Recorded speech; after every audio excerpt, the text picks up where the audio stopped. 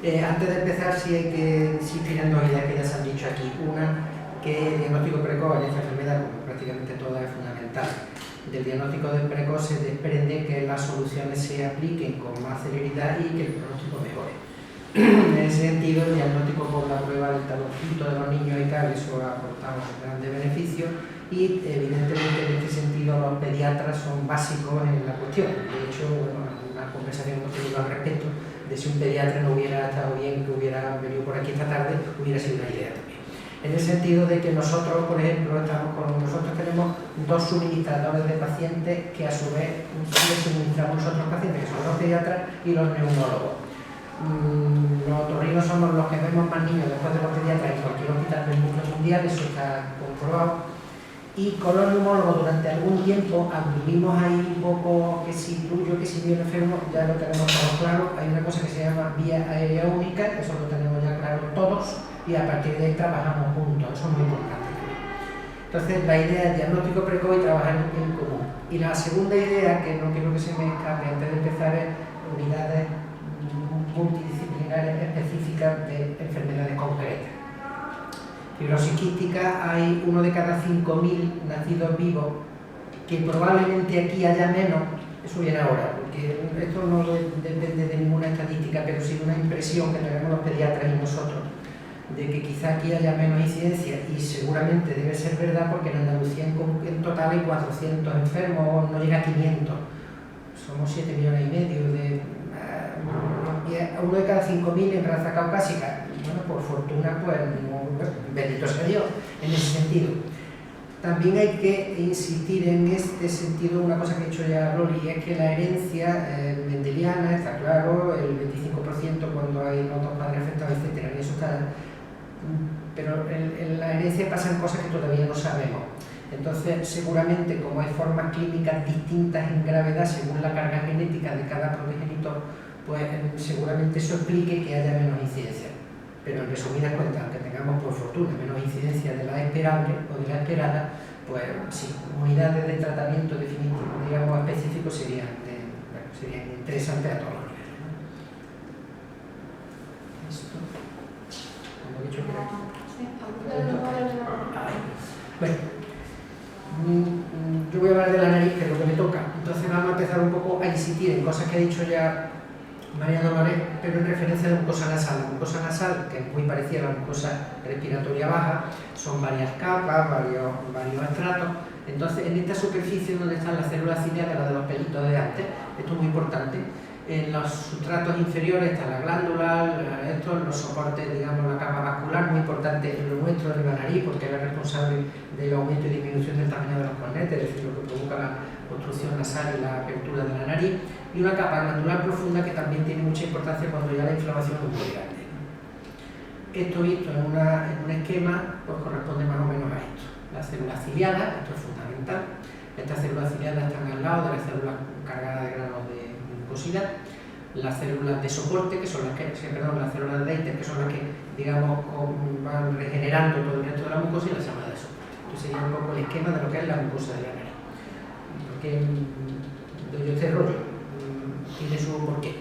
Porque la célula ciliada y el moco son una unidad mucociliar. Si falla una, falla el otro, y si falla el otro, falla una. Eso es importante.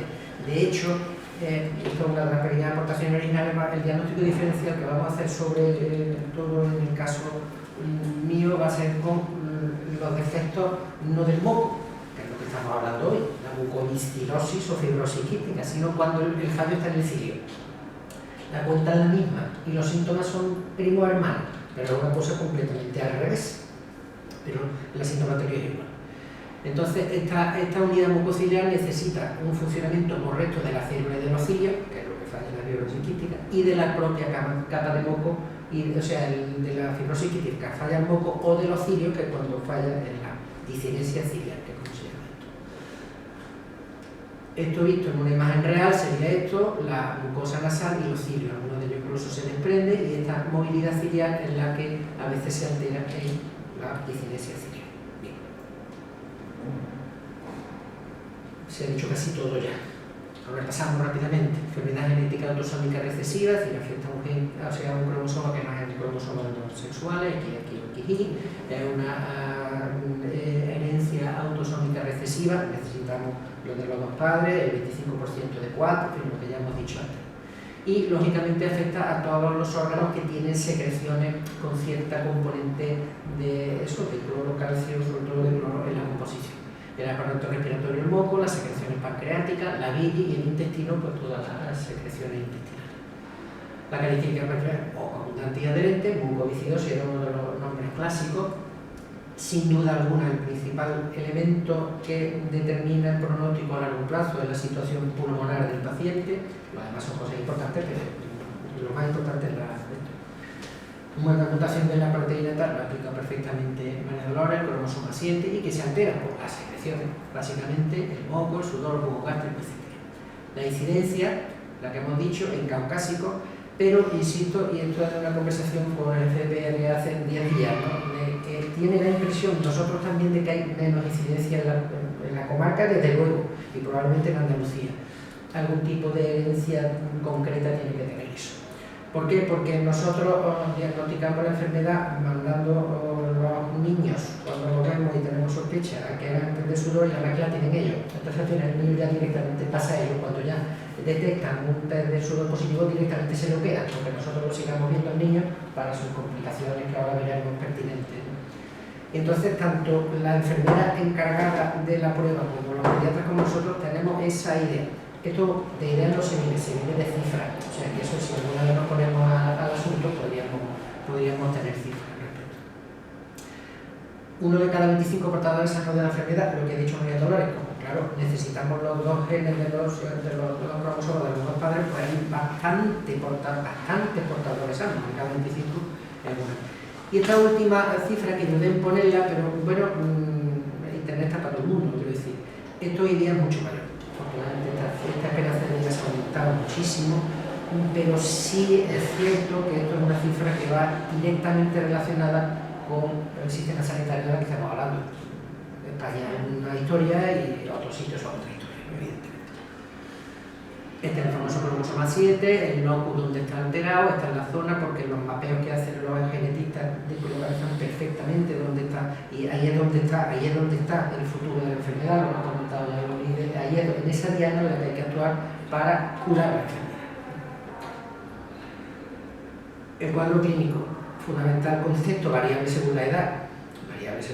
En los neonatos, lo que empiezan a debutar los niños, pues con un bajo peso, con un iliomeconiasis, se obstruyen el intestino por secreciones y unas heces claramente características. En la infancia aparecen los síntomas respiratorios y de otorrino muy importantes. Todos los niños tienen otitis, todos los niños tienen mocos, pero estos niños tienen mocos todo el tiempo, entonces ahí es donde hay que actuar, ¿no? Y empiezan los síntomas ya digestivos, pancreáticos y biliares. Y en el adulto, pues, aparte del agravamiento de los anteriores, las complicaciones y los síntomas pulmonares, pues aparecen también los síntomas reproductivos. En los varones se obstruyen los conductos espermáticos y entonces, pues, los espermatozoides pasan por las secreciones de los obstruyen. Esto ya se ha ido antes, la misma de antes, un poco los distintos dianas de sintomatología en función de los distintos órganos y aparatos afectados. El diagnóstico. Sospecha clínica, como no, en todas las enfermedades. El test del sudor, pocas pruebas tienen más rendimiento diagnóstico, más barata, más sencilla y más inmediata. O sea que, ya digo, nosotros nos ponemos en contacto con los pediatras, ellos lo hacen, y cuando detectan, insisto, en los niños o en algún adolescente que también hemos diagnosticado, pues ya se lo queda, depende de la edad, si es un adolescente pendiente de adulto o a neumología, que la neumología la vida en cuestión, y si es de eso, se lo quedan ellos y lo van llevando hasta la edad de la adolescencia y la edad. Un fundamento muy similar al del texto tiene la diferencia del potencial eléctrico nasal, que es igual, o sea, la secreción mucosa nasal, la diferencia del potencial eléctrico, estamos en la misma, el del sudor, y el trisinógeno inmunoreactivo, que es una secreción pancreática que tiene también un análisis específico de sangre que puede servir igual. Una vez que se ha confirmado la sospecha, hay que pasar un escalón, hay que hacer el estudio como el lógico genético, un estudio del gen en cuestión, y de este diagnóstico ya genético establecido, ya 100% seguro, deriva la posibilidad, bueno, pues, consejo genético a pares concreto de esto y a las sucesivas generaciones. Un poco lo del trisinógeno, el sudor, las pruebas genéticas y, bueno, pues, lógicamente las pruebas clínicas que ahora vamos a ver. El consejo genético, el diagnóstico prenatal, aquí estamos en las mismas circunstancias que las enfermedades genéticas de todo cualquier tipo. O sea, hoy día esto se puede prever, se puede ver, y bueno, pues aquí está la postura de cada paciente o de cada persona. Hablemos de las discinesias ciliares. Este es el diagnóstico diferencial fundamental, aparte de lo que ha dicho ella de asmas, diagnósticos de asma que luego no son, o de bronquitis crónica que no están especificados. La discinesia ciliar es lo que hemos dicho antes, es lo mismo pero al revés. No falla la secreción mucosa, falla el cilio. Lo que falla es la movilidad de los cilios, con lo cual la secreción no se puede movilizar, no se puede aclarar, y tanto en la vía respiratoria baja como alta están las secreciones igual de atacadas que antes. La discinesia ciliar primaria, que es el síndrome de Cartagena, ahora miraremos un poco lo que es eso, es una alteración estructural de los cilios. Los cilios no funcionan porque la estructura es anormal, también es una enfermedad de tipo genético. Pero discinesia ciliaria puede haber en muchas otras causas, fundamentalmente por tóxico y fundamentalmente el tabaco. El tabaco provoca ya una discinesia ciliar menor, no una cosa grave, pero el catarro crónico de los fumadores, insoluble por mucho que quieran los propios fumadores, es porque los cilios no funcionan. Y eso hay que tenerlo claro. En este caso, las alteraciones de los cilios pasa esto. Los cilios son unas microestructuras que están atadas con una serie de puentes de tineína, que es lo que se altera en esta enfermedad. El cilio no funciona, el cilio no bate correctamente, y en definitiva la secreción se obstruye, la secreción se ataca tanto en vía superior como en vía inferior. Vamos un poco ya a lo que me compete. La esfera donde se altera básicamente la fibrosis quística a nivel de otorrino es la esfera nasal. Y nariz significa no solo la nariz, significa la nariz, senos paranasales y el oído. El oído incluso es una prolongación emperiológica de la faringe, o sea, el oído nace, el oído medio sobre todo, una prolongación de la nasofaringe. Entonces, tanto la otitis, la rinitis y la rinosinusitis y poliposis son la norma en estos pacientes. O sea, por tanto, es la esfera rinosinusal la que está básicamente alterada. La rinosinusitis crónica, es decir, la inflamación crónica de la mucosa de los senos paranasales, es la enfermedad característica en estos pacientes. Y la poliposis nasosinusal. El 48% de los pacientes con fibrosis quística tienen poliposis nasosinusal, es decir, una incidencia alta. Aproximadamente la poliposis en la población general entre un 5 y un 10%. Pero no son todos, es decir, hay más rinosinusitis que poliposis. Sí es cierto que los pólipos de la fibrosis quística tienen marca propia. La poliposis es una de las enfermedades más enigmáticas de nuestro entorno, porque sabemos parte de lo que pasa, pero no todo lo que pasa. La poliposis, el pólipo es una edema, es una bolsa de edema de la mucosa nasal por una alteración en el mecanismo neurovascular de la mucosa. Antes pensábamos que esto era de la alergia. Bien, haces estudios y encuentras que en la poliposis nasal hay exactamente la misma tasa de alérgicos que la población general, el 20%, no hay más. No sé de la alergia, bueno, entonces ¿de qué es? Lo que sí pasa es que los pólipos del alérgico tienen un análisis histológico concreto y los pólipos no alérgicos y los pólipos de la fibrosis tienen otro análisis histológico diferente. En el caso de la poliposis de la fibrosis quística tiene muy baja eosinofilia. No es, por tanto, un mecanismo IG mediado, es otra cosa. Y hay mucha mucina ácida en el moco, que no es normal tampoco en los pólipos del otro tipo. Resumiendo, la poliposis es un síndrome, es decir, no es una enfermedad, son muchas cosas que llegan al mismo sitio, a provocar una serie de quistes en la mucosa que son muy incómodos. O sea, realmente la poliposis nasal es una enfermedad muy incómoda porque provoca mucha obstrucción mecánica y mucha sobreinfección posterior. La otitis media secretoria, moco dentro del oído. En el oído hay moco siempre, pero en las circunstancias normales el moco de ese oído se va aclarando a través de los cilios que tiene también, porque el oído medio tiene una mucosa respiratoria igualita que las demás, a través de la trompa de Eustaquio van saliendo. Cuando se tapona la trompa de Eustaquio, una unas simples vegetaciones, o pasa algo dentro del oído, pues un déficit de IgA, una alergia, etcétera, o una fibrosis quística, se provoca esto, hay una tapón ahí y no sale el moco. Eso a los niños es muy incómodo porque realmente provoca una hipoacusia, los chiquillos pues justo empiezan a tener algún problema de retraso escolar, etcétera. Eso hay que saberlo, hay que, digamos, preverlo y hay que diagnosticarlo en su momento. La otitis media secretoria de los niños con fibrosis quística son mucho más recalcitrantes que las de los demás niños. Todos los niños tienen moco en la infancia, todos. De todos esos niños, no todos ellos tienen una otitis secretoria. El moco llega y el moco se va. De ese porcentaje, aproximadamente un 25% tiene una otitis secretoria ya estable que ya requiere alguna manipulación quirúrgica, drenaje transtimpánico. Y de ese 100%, el 25% que hemos dicho antes, el 25% hay que volver a poner un drenaje más de una vez. Niños muy alérgicos o fibrosis quística. En esos casos, los chiquillos casi se pasan la 70% de la infancia con el drenaje puesto. No se pueden bañar, pero oye, entonces ahí es donde tenemos un poco la solución. Agravamiento de adenomamigdalitis de la infancia.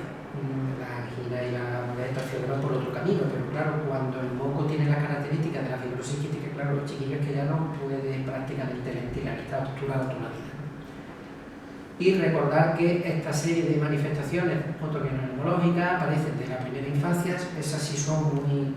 la poliposis no necesariamente, pero la rhinosinusitis, otitis secretoria y obstrucción de secreciones por adenomamigdalitis desde la primera y van cambiando. Hablando ya de la rhinosinusitis, que es sin duda el caballo de batalla en la fibrosis quística en relación con la otorrinolaringología, prácticamente la norma. Y esto es importante porque si hacemos estudios de imagen en pacientes con fibrosis quística que se presenten ningún síntoma nasal, no, pero hay algún síntoma nasal ahí, seguro que encontramos en la imagen algo. Que eso no significa que haya clínica, eso es que es importante ahora un poco matizar. Los agentes bacterianos responsables de la sinusitis pues generalmente son lo habitual, generalmente. Pero ya aparecen aquí las pseudomonas que no son tan habituales. Entonces, el mismo patrón de la bronquitis y de la infección, el mismo patrón. Pero en el caso de los hongos aparecen, o sea, en el caso de los senos paranasales aparece un invitado que ya es el colmo de los colmos, ya que se nos interesa, que son los hongos. Los senos paranasales, por su anatomía, son cavidades muy cerradas, que en este caso están muy mal ventiladas, porque las secreciones impiden que la aireación de los senos funcione. Y además ahora lo veremos en la siguiente diapositiva, con mucha humedad dentro del seno, claro, el moco y la humedad, ¿qué pasa? Que los hongos están en la gloria. Entonces los hongos tienen ahí un excedente caldo de cultivo para ir funcionando. Y las micosis en general son muy recalcitrantes, son muy difíciles de manejar, y cuando son cavidades óseas cerradas, muchísimo más difícil porque la medicación llega fatal. Entonces esa es una de las indicaciones de lo que luego hablaremos de la cirugía. Este dato es bien importante. Hay muchos casos en los que vemos por imagen, es lo que ha dicho antes María Dolores, cuando tú sospechas tienes que hacer que menos que un ataque de cerebro y un ataque de tórax.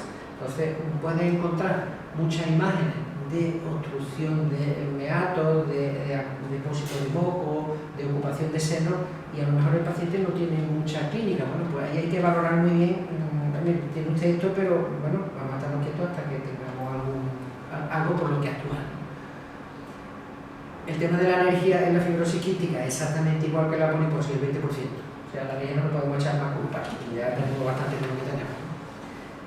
Y entonces, cuando la rhinosinusitis crónica de la fibrosis da clínica, entonces sí es un problema, porque es que da mucha clínica y es muy crónica. No todos los pacientes con fibrosis quística tienen sinusitis clínicamente manifiestas con molestia, pero cuando aparece son muy complicados. Se tratan, claro, lo veremos, pero son realmente difíciles de manejar.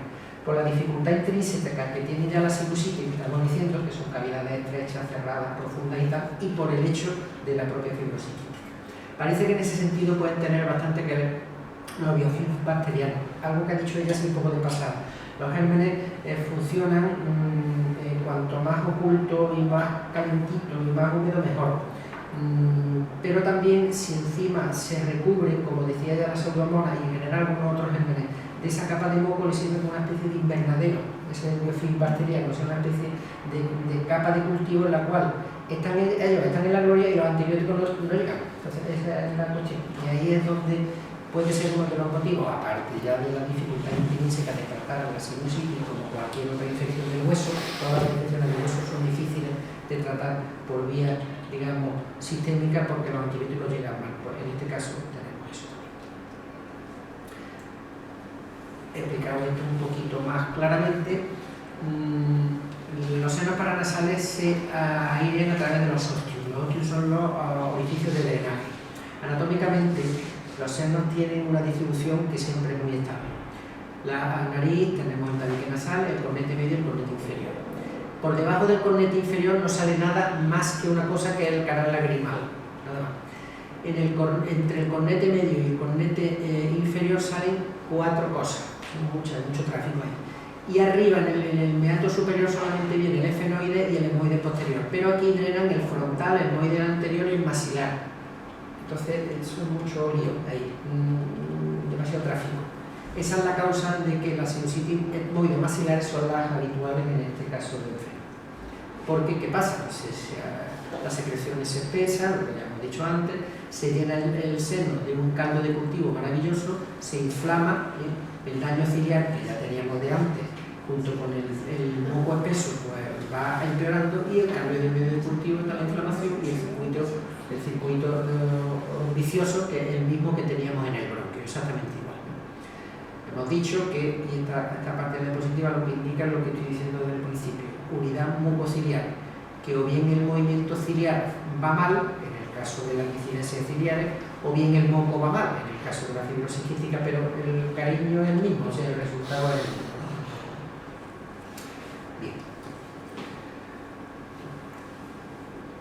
Haciendo un poco diagnóstico diferencial, claro, bueno, tenemos que tener un cierto criterio. Vamos a ver un poco por qué se nos obstruyen los senos paranasales y puede haber una sinusitis, porque habrá por una rinitis infecciosa, por una alergia, una rinitis vasomotora.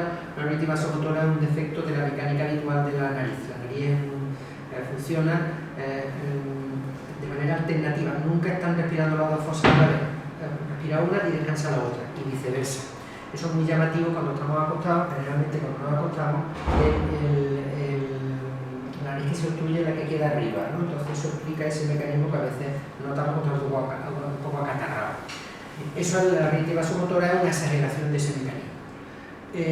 Pero también se puede taponar la fosa nasal evidentemente por cuestiones mecánicas, el tabique desviado, véase, hipertrofia de cornete, los famosos pólipos, tumores, cuerpos extraños, paladar hendido. El paladar hendido no tapona la nariz, es justo lo contrario. El paladar hendido, el problema que tiene es que la nariz la deja absolutamente al aire. La nariz necesita, para funcionar, la nariz hace 3 cosas: respirar, drenar la mucosidad y oler.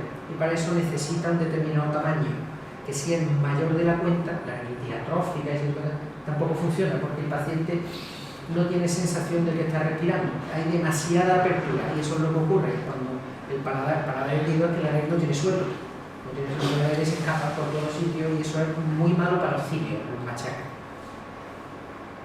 Y causa sistémica, fibrosis quística y síndrome de cilia inmóvil, que es lo que estamos hablando aquí básicamente, y la inmunodeficiencia, que también no son muy buenas. La notación y el museo son porque provocan alteraciones de la pared, y se podría incluir también cambio de presión brusca en los aviones, ese tipo de que el cambio de presión brusca no es capaz de manejarlo los senos paranasales y se colapsan. Bien. Ya tenemos un paciente que sospechamos que, bueno, ¿qué es lo que tenemos que ir haciendo? Pues la exploración física, en primer lugar, pues lógicamente a todos los síntomas que hemos dicho.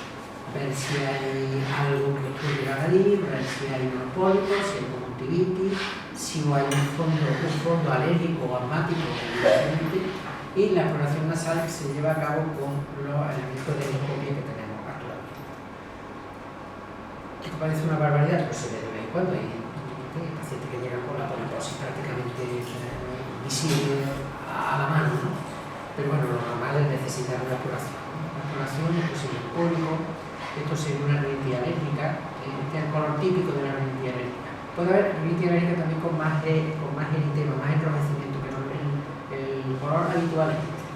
Y estos son pues, unas adenoides, unas vegetaciones que están taponando la porción posterior de la nariz, y y la mucosidad pues, no puede salir por evidente causa mecánica. La exploración clínica hay que complementarla con la exploración radiológica, que es lo que aplicaba antes María Dolores. TAC de seno y TAC de tórax fundamental cuando sospecha de enfermedad, pues evidentemente ya tienes que estadiarla completa, no vas a pedir una cosa, entonces si nos cae a nosotros pedimos las dos cosas y a ellos igual, ¿no? Entonces en la exploración ahora veremos imágenes más claras y estas son las imágenes de la bronquiectasia que ya comentamos. En el caso nuestro, la radiografía simple la pedimos cada día menos, de hecho ya la guía prácticamente está eliminada. Lo que tú puedas ver con un endoscopio y con la clínica del paciente es lo que va a ver en una radiografía simple, entonces no la... Pero un taxi te aclara pues, muchas cosas.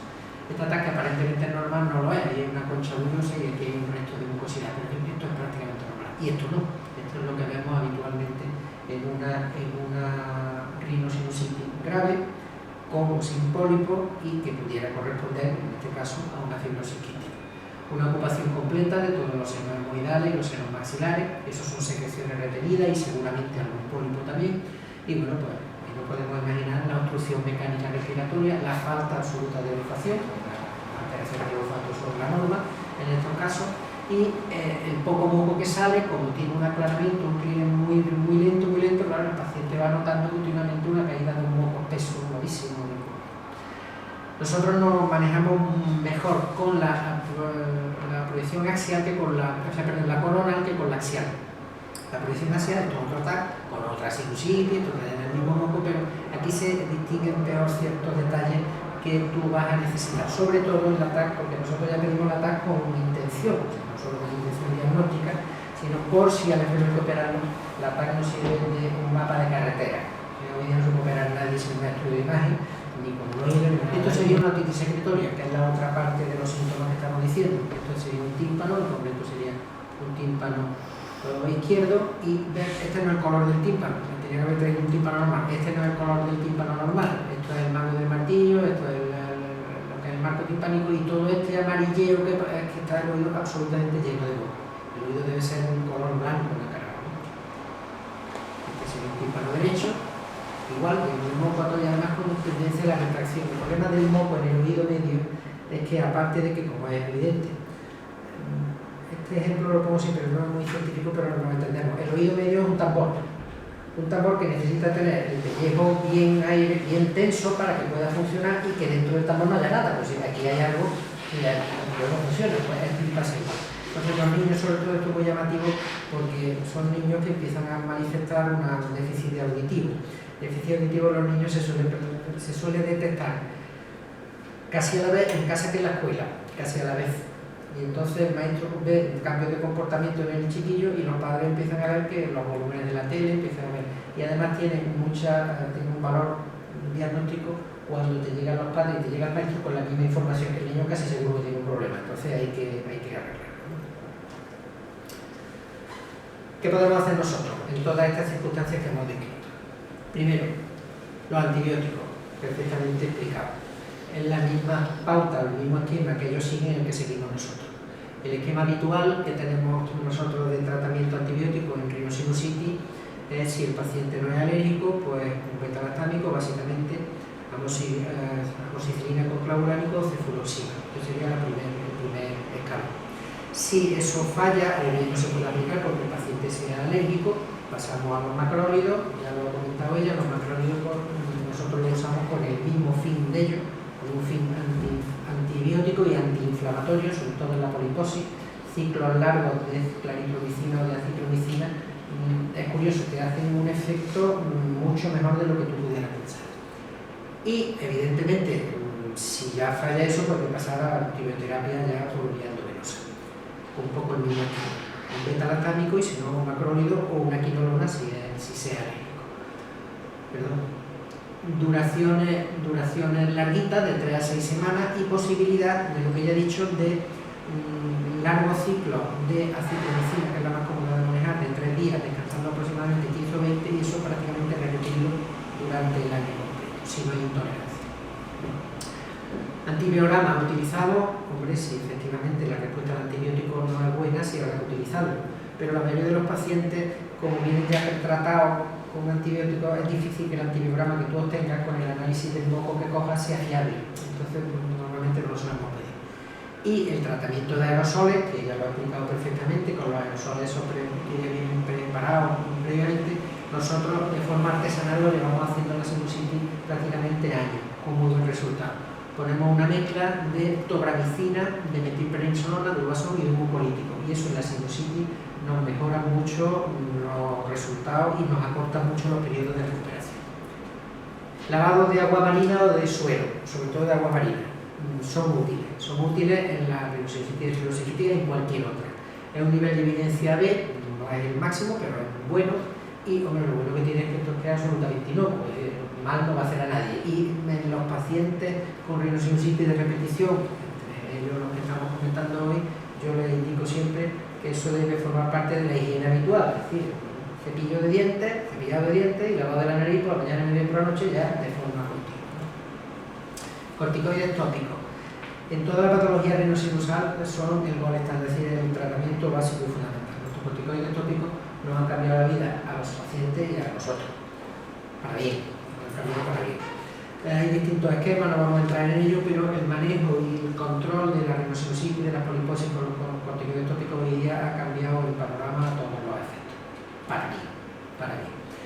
Hay distintos tipos de resultados según qué tipo de pacientes, pero bueno, se pueden adaptar los patrones de uso y cada paciente requiere probablemente una dosis, ¿no?, en función de la respuesta al tratamiento. Probablemente hoy la mometasona y la fluticasona sean los más empleados, sobre todo el furoato, que es lo que menos biodisponibilidad tiene, es decir, lo que menos efectos secundarios tiene en general. Los antihistamínicos y los descongestionantes nasales, los antihistamínicos sí, pero el que sea alérgico, que no vale para nada, y los descongestionantes nasales son las famosas gotas esas del Respiril y tal. Eso, 2 minutos hablar de ellas. Esto se puede usar, pero nunca más de 5 días, ni en estas circunstancias ni en ninguna otra. Nosotros siempre las prohibimos y alguna vez las utilizamos, pero claro, las utilizamos en 4 o 5 días, nunca más. Y se pueden utilizar en casos de extrema necesidad, cuando realmente que si no te tapona esa nariz y empieza a decir algo de moco, puede pasar algo, porque la sinusitis también pueden tener alguna complicación de alguna vez. La cirugía. En la cirugía se decía antiguamente, la cirugía es el fracaso de la medicina, no exactamente, pero sí es cierto que siempre vamos un poco detrás de cuando fallan las cosas. La cirugía tiene unas indicaciones muy precisas y en el caso que nos ocupa, los criterios para intervenir un paciente de fibrosis quística con o sin pólipos, entendemos siempre que cuando hay pólipos peor pronóstico, pero bueno, pueden dar la misma molestia y una rhinosinusitis crónica sin pólipo que con pólipo eventualmente. Entonces, lo que tiene son unos criterios. Esto significa cirugía endoscópica nasosinusal. Antes la cirugía de los senos era muy llamativa, abríamos los senos por debajo de los labios, la vía sublabial, y aquello hay una cirugía. Hoy día ese concepto ha cambiado, lo hacemos prácticamente el 95% por vía nasal con endoscopio. Entonces son cirugías endoscópicas. La endoscopia la inventamos al otorrino a finales del siglo XIX, primeros del XX, hace muchos años ya. Y entonces un poco, como tenemos los agujeros hechos, realmente es útil. Lo que pasa es que ha cambiado todo el concepto, es decir, abordar un seno por aquí no es lo mismo que por aquí, no es lo mismo, la anatomía es diferente, es distinto, todo es distinto. Pero ciertamente hoy día los resultados son muy buenos, el índice de complicaciones es relativamente bajo. Recordemos siempre que estamos en una zona en la que hay, pues, desde el techo del encéfalo hasta la órbita, que hay muchos. Entonces eso hay que hacerlo con su criterio. Pero tiene muy buenos resultados y mejora mucho la calidad. Pero no cura nada. A ver si me explico. O sea, la cirugía lo que pretende es abrir las cavidades y que la mucosidad pueda salir con más facilidad. Ese es el principio de esta cirugía. Tú no quitas la proliferación y la poliposis no le puedes nunca al enfermo. Esto ya se lo he arreglado yo. Pues eso sí lo ha dicho algún otorrino, como lo estaba diciendo, porque la poliposis prácticamente en fibrosis quística, en triadasa, en otra serie de enfermedades, la recidiva de la poliposis es la norma. Y en la población general no alérgica no tal, la recidiva de la poliposis debe andar por 40-50% en las mejores manos. Entonces, pues bueno, porque paramos a la enferma. Porque tú lo que haces es que dejas la nariz hueca, como el ejemplo de un cascarón de huevo. y entonces el corticoide tópico, que es el elemento que realmente te mantiene a raya todo eso, sobre todo los pólipos, llega donde debe. Esa es un poco la idea. ¿Qué criterios tenemos o qué indicaciones hay para que un paciente de fibrosis quística se opere? Bueno, pues al principio que haya síntomas importantes, lo hemos dicho antes. Podemos encontrar una imagen en la radiografía, en este caso altar, más llamativa de lo que la clínica lo tiene. Entonces debe tener una cefalea crónica, que me he equivocado, problemas de olfato y goteo nasal severo, mucha sensación de mucha mucosidad.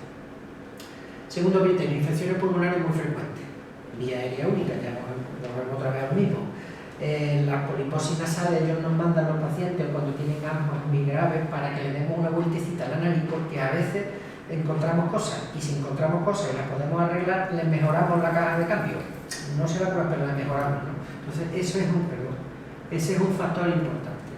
Entonces, si hay infecciones pulmonares muy frecuentes, pues es un criterio, previa valoración, como es lógico, neumológica, de que se pueda operar el paciente. Y por último, bueno, pues paciente en programa de trasplante. Un paciente con una fibrosis quística que entre en programa de trasplante por los criterios concretos de neumología y cirugía torácica y que además tenga problemas nasales, parece más que interesante dejarle lo mejor posible la vía aérea superior antes de que entremos al trasplante pulmonar. Entonces, esa es la otra indicación. Y adenoamidalectomía y drenaje extrastimpánico, ¿para qué? Para los niños que tengan obstrucciones mecánicas, por una hipertrofia de vegetaciones, de amígdalas y demás. Estos son los distintos hierros que tenemos ahí para arreglar las narices. Estos son los endoscopios, los distintos grupos de pinzas. Esto será la colocación en el quirófano, el cirujano, el ayudante, y a través de un monitor vamos viendo lo que vamos haciendo.